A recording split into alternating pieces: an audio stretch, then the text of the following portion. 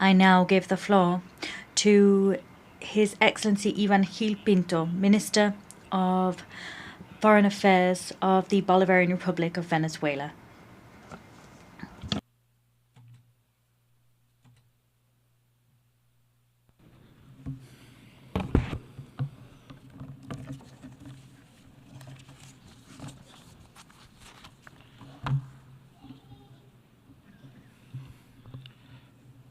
Señor Presidente.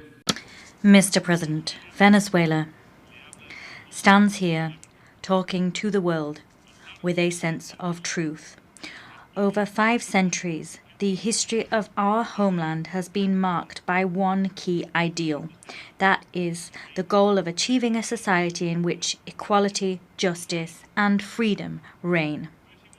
Simón Bolívar was the greatest man to ever have been born on American soil. He, in word and in deed, universalized the spirit and what it meant to be Latin American and Caribbean. His was the ideal that the world should live in balance, that any and all struggle for a better society must have as its homecoming port, its final destination, peace. Mr. President, the first vessels that arrived on our Caribbean shores came to bring us under control. They subjugated our ancestors for 300 years. More than 90 million indigenous inhabitants were exterminated. There began our long struggle to resist colonialism and humiliation.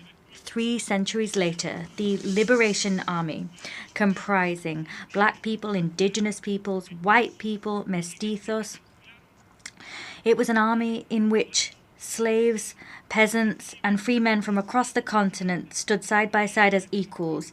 They came up from the coasts of the Caribbean Sea and rose up to Ayacucho and its mountains to free South America once and for all. Mr. President, we have been a country that has learned to struggle for its own destiny and control thereof. In the 20th century, we saw the beginning of a blockade on our coastlines in the Caribbean Sea and a coup d'etat against our nationalist general, Cipriano Castro, that was financed by oil companies and the government of the United States. The 20th century was one of bitter disputes between the ideal held by a nation that demanded the sovereign right to enjoy its own wealth for its own development and puppet governments that subjugated the country to foreign and imperialist interests. These governments sold our nation down the river and as such plunged Venezuela for decades into the most abject misery, poverty and repression. It was at the end of last century, in 1999, that the Venezuelan people succeeded in giving shape to the historic strength it had built up over decades of struggle. They ushered in a project for an independent, just and sovereign nation. That project drew upon the original ideals of Bolívar and was led by an extraordinary leader, Commander Hugo Chavez. And the project proved itself able to compel a people's movement to rise up to wage a peaceful and democratic revolution. Mr. President, since the very beginning, President Chavez bravely led a nationalist sovereign oil policy and undertook an epic journey to get OPEC back on its feet as a major multilateral instrument and a guarantee for global energy security. Today, 26 years later, global public opinion and the peoples of the world are acutely aware of everything done by the United States government to topple Commander Chavez and everything it did to lay waste to the historic project of liberation that's been supported and given new mandates time and time again by the Venezuelan people in 32 elections. With the passing of President Chavez, the people in myriad electoral and political events have reaffirmed their staunch support for the historic Venezuelan emancipation project, which is now in the hands of President Nicolás Maduro. It is also widely documented and known to all that war has been waged upon us in myriad forms. There is the criminal aggression that in the last decade has been waged against Venezuela to allow external powers to get their hands on Venezuela's natural resources and usher in a so-called regime change. There have been countless aggressions, Madam President, against Venezuela in recent years, actions seeking to destabilize the nation, plots, conspiracies. These included an assassination attempt using drones. There's been the economic war, whose most cruel form has been the 1,042 sanctions that are criminally imposed upon our oil industry and the productive sectors of our nation. We've also seen several incursions using mercenaries. In addition to all of the above, now we have an absolutely illegal and completely immoral military threat hanging over our heads. That threat is a violation of the United Nations Charter as well as of the rights of Venezuela as a sovereign state, and it is even a violation of the very laws of the United States itself. Venezuela thanks this General Assembly for the solidarity shown to it by the overwhelming majority. The governments of the world and the peoples of the world have shown us that solidarity. I'm thinking particularly of CELAC, BRICS, and the non-aligned movements. All of these peoples and all of these groups have repudiated these immoral threats and have supported Venezuelan democracy and Venezuela's right to peace and development. Madam President, in these early decades of the 21st century, we have seen false and tasteless justifications invoked to invade our sisterly country, Iraq. We have witnessed the bombing and destruction of Libya and the 20-year invasion of Afghanistan. The aggression waged by global powers has not let up for even a second. As such, a short while ago, we saw the criminal and cunning bombing of the peaceful Islamic Republic of Iran. Today, the target of this aggression is now Venezuela, a peaceful country built on solidarity. In view of the fact that Venezuela cannot be accused of having weapons of mass destruction or nuclear weapons, today unbecoming and perverse lies are being levelled against us that no one believes. No one in the United States believes them, or in the world as a whole. They're being invoked to justify a $1 billion military threat, which is despicable, outlandish, and immoral. Consequently, we're once again grateful to global public opinion and the public opinion of the United States. We're also grateful to the governments and the peoples of the world that are speaking out against this attempt to bring war to the Caribbean and South America in order to usher in a regime change which will allow external powers to rob the immeasurable oil and gas wealth of Venezuela. We are not surprised, Madam President. We are all well aware that the people of the United States have time and time again voted for governments that promised to bring peace and put an end to eternal war. Governments that promised to devote themselves to resolving internal problems. Poverty, the addiction epidemic, unemployment and inequality, which today characterize the U.S. and its society. And we've seen time and time again how the noble people of the United States have been disappointed. For this reason, today, Venezuela wishes to reaffirm it is dedicated to peace as Simón Bolívar was. We are devoted to our self-determination, and on the basis of the United Nations Charter, we once again affirm that we have a right to defend our sovereignty and to defend peace in the Caribbean and across South America.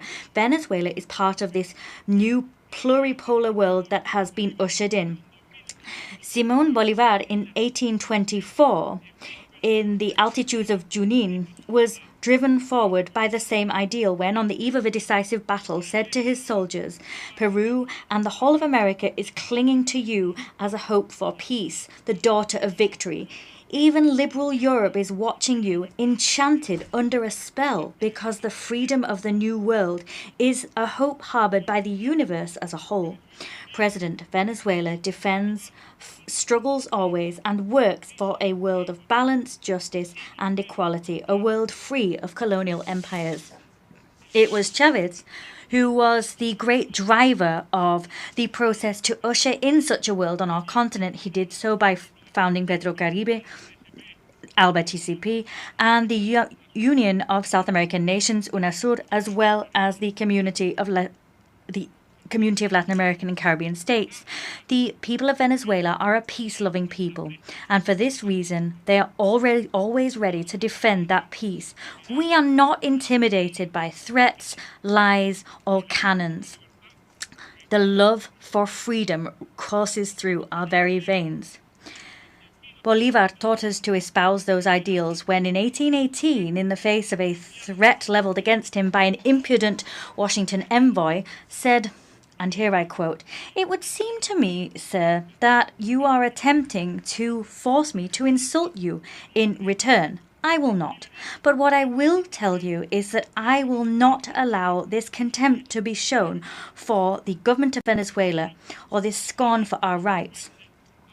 Fortunately, I have quite frequently seen a handful of free men vanquish powerful empires." End quote. President, the revolutionary government of President Nicolas Maduro fully reaffirms its commitment to building this world which respects international law, a world free of hegemonic empires or warmongering empires, a world in which the people of the global south are able to enjoy their right to peace and future.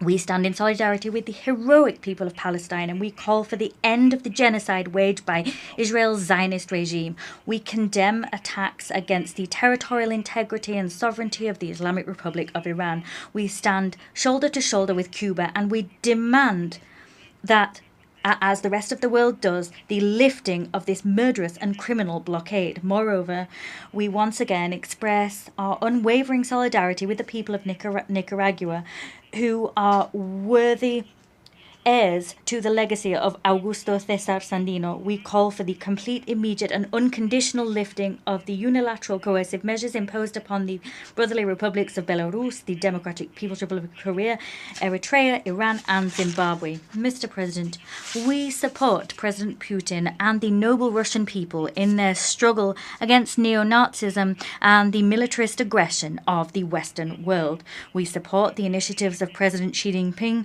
to build a community whose destiny we share. We reaffirm our historic position, that is, that we support the brave Argentine people in their struggle to reclaim the Malvinas Islands. We support them in their struggle to ensure that Argentina does not become a foreign military base that threatens peace on the continent. We reaffirm the stance of the great liberator Simón Bolívar. He said, just as we do, that sooner rather than later we must achieve the definitive emancipation of the people of Puerto Rico, and we must found an independent, free and sovereign republic there. We also renew our support for the rightful cause of the Sahrawi people. Moreover, we here reaffirm our total commitment to the group of friends in defense of the Charter of the United Nations. That group comprises governments that seek to rescue the system of the United Nations that is now on a dangerous path of decline, which may dangerously culminate in the extinction of the United Nations. The Nazis of today, just like the Nazis of Hitler yesterday, are working to destroy the United Nations. We are striving to restore its dignity and to make it ever stronger.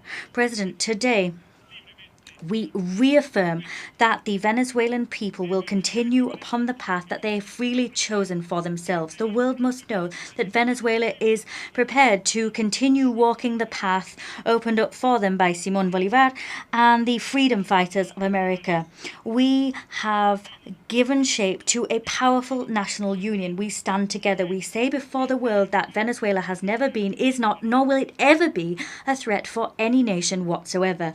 Venezuela has been, is, and always will be a beacon of hope in terms of building a new humankind, building a world of equals without empires, with no blackmail and no threats. We will usher in a world where colonialism, slavery and exploitation are vanquished once and for all, a world in which peace can grow stronger, and, as the poet and Venezuelan singer Ali Primera said, a world where humankind is human. Thank you, President. Muchas gracias al señor. I thank the Minister of Foreign Affairs of the Bolivarian Republic of Venezuela. I now give the floor